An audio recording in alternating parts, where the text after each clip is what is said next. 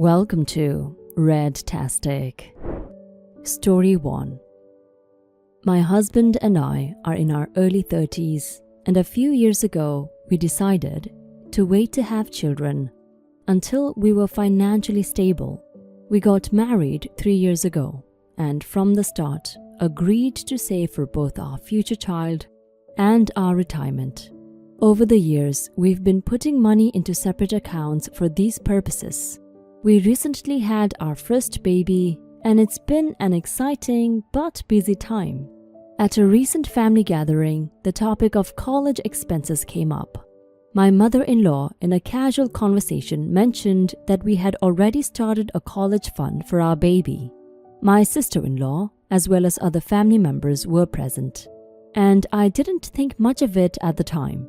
2 days later, my brother came to visit me at home. He sat me down and explained that he and his wife were worried about their son, who is now 15 and planning to attend college in a couple of years. They're concerned he won't be able to get into a good school on a sizable scholarship and will have to graduate with significant debt. My brother said that knowing we had already started a college fund for our baby, he hoped we could transfer that money to his son instead. He hoped it would be a good starting point to build up on over the next 3 years. He said that since our child is still a baby, we have plenty of time to rebuild the college fund, whereas his son doesn't have that luxury. He suggested that we could start over once his son enrolled, and in the meantime add the same amount to his son's account monthly till that. I told him I wasn't comfortable with that idea. We had worked hard to save this money specifically for our child's future, and redirecting it to someone else didn't feel right. The fund wasn't just for college. It was intended to grow over time to support our child's education and any other opportunities they might need as they grow up. My brother wasn't happy with that response and felt I should prioritize helping his son now, since my child won't need the money for years.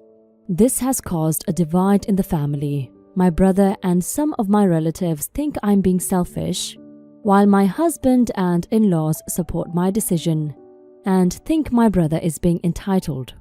My brother says that I have the chance to make a significant difference in my nephew's future, but I feel it's unfair to take away from my child's future to do so. Am I the a-hole? Edit. My brother doesn't earn well, and my sister-in-law has been a stay-at-home mom since my nephew was born. So money is tight for them. I know they have put together something for my nephew, but their assumption that my fund is bigger is probably right because both me and my husband earn well. Plus, father-in-law put a chunk of his 401k into that account as well. Our daughter is their only grandchild. Update. My mom called today and without even asking how me or my child is doing, suggested I loan the money to my nephew. Turns out my brother is going around the family telling everyone I'm hoarding money while his son's future is on the line. Some relatives have jumped on his side and are calling me selfish because a baby doesn't need a college fund yet. So my mother needs me to dissipate the situation in any way possible, because she doesn't want to look bad for the family, and I started this anyway by putting up a fund so soon. When I pointed out that this isn't just my money, my husband and I saved it together, she rolled her eyes and said, "Well, you're married. What's his is yours." My husband isn't amused and has made it clear we're not touching the fund for anything but our child. The fund will stay where it is, and I'm done explaining myself. If my brother wants to make my baby's college fund his hill to die on, that's on him. Your brother is an entitled a-hole OP, and every one of your family members who are on his side in this matter are a-holes too, your mother included. Since when is it a bad thing to start saving up for your child before they're born? You and your husband are smart with your money, and the result of it is your child being debt-free after college. Your brother saying you should give him all the money you planned to give your baby is just cruel, regardless of where he's coming from. If he wants his child to be debt-free after college, he should find ways to make money and make that happen. not play a heist to take a baby's money. Story 2. Am I the a-hole for refusing to replace my brother-in-law's couch that I supposedly damaged? Throw away, as this is an incredibly embarrassing issue. I, 34 female, am 5'3" and weigh 340 pounds. I know it isn't healthy, and I know I need to make changes. I have also had mobility issues due to a back injury I sustained a few years ago. Anyway, I went to visit my sister and brother-in-law last weekend. All was good. And I went home after a few hours of wine and chatting. I will note that my brother-in-law has very expensive taste despite not having a high salary. And they have some really lavish items at their house. Skip to today. Brother-in-law sent me a text that their couch had a crack in the frame. Not sure that's the correct word, but he was talking about the wooden part under the cushions. I said that was too bad, and then he asked if I could send him $2,000. I was confused, and he clarified that he believed I had caused the crack when I visited last weekend, and that he expected the money ASAP. I honestly couldn't believe what he was saying, and so I texted my sister. She left me on red. I feel that his demand is absurd. Couches are meant to be sat on, and if it cracked from that little, there was probably a manufacture flaw. Plus, the couch is ridiculously expensive. Am I the a-hole for not agreeing to pay? You're not the a-hole. You're right. A couch should be able to handle your weight. That's the whole point of it. To be seated on. Your brother-in-law telling you to pay him $2,000 to fix the crack is crazy. That much money can buy a new couch, and where on earth did he expect you to get that money from? Your sister is an a-hole, and so is her husband. She's an a-hole for leaving you on red and not doing anything about the situation. I don't think you're an a-hole for refusing to give your brother-in-law that sum of money. OP, I wouldn't either. Now for some comments.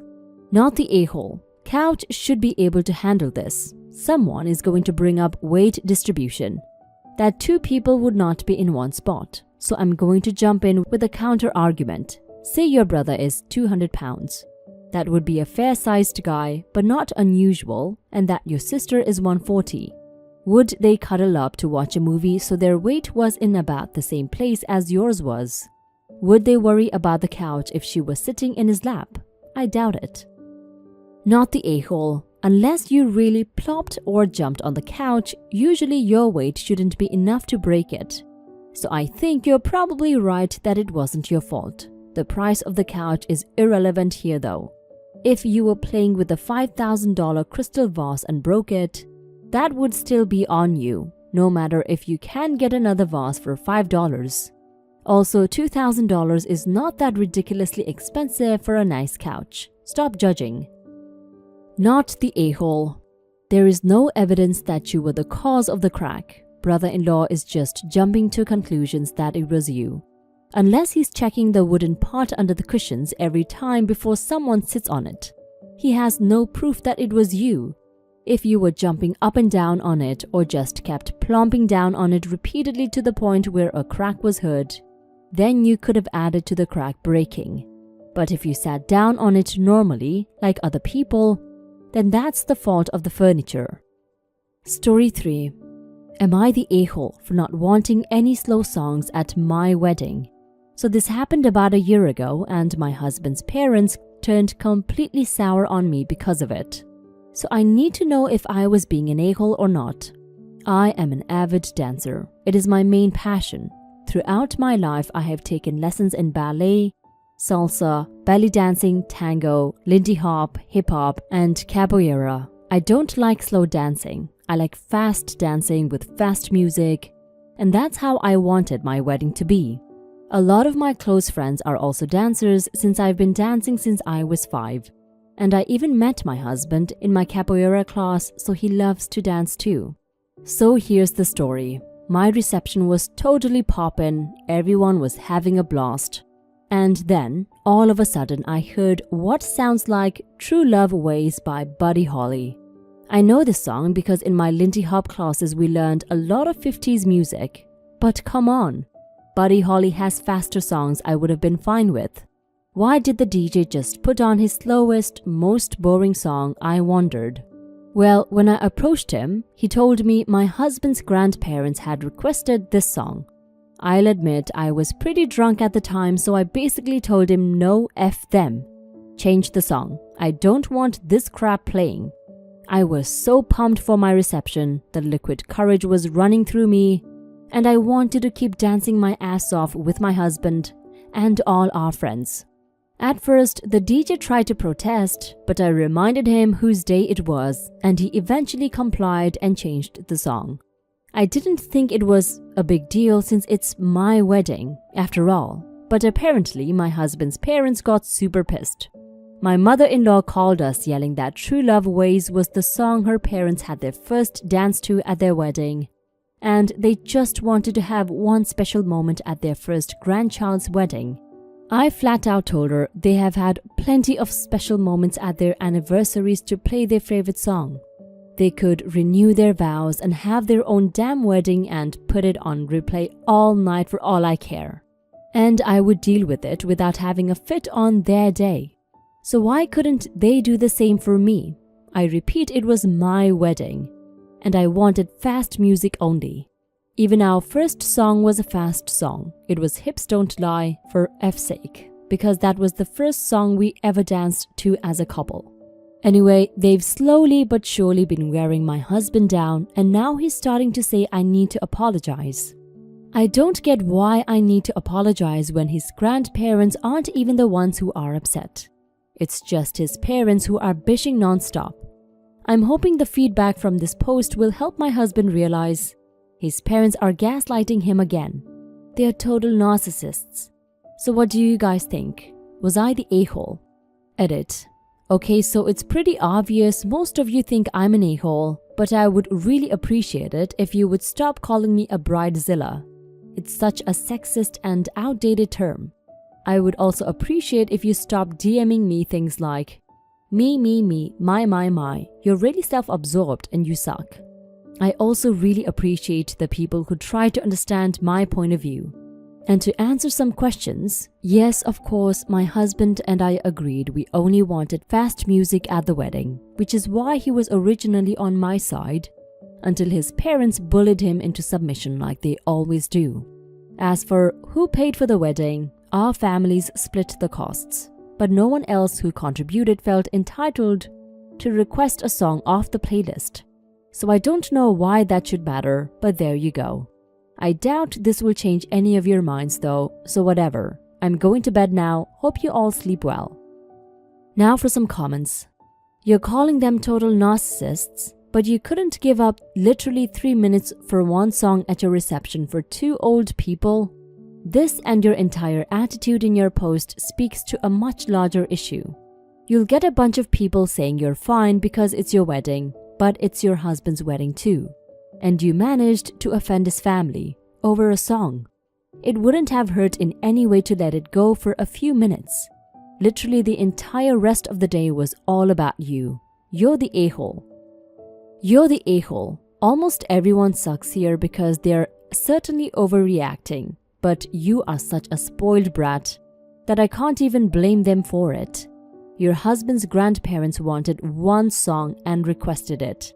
As is pretty common at weddings, you threw a little hissy fit over it instead of just being gracious for a total of 3 minutes. Did it occur to you that maybe your elderly guests would appreciate some slower songs that they could more easily dance to?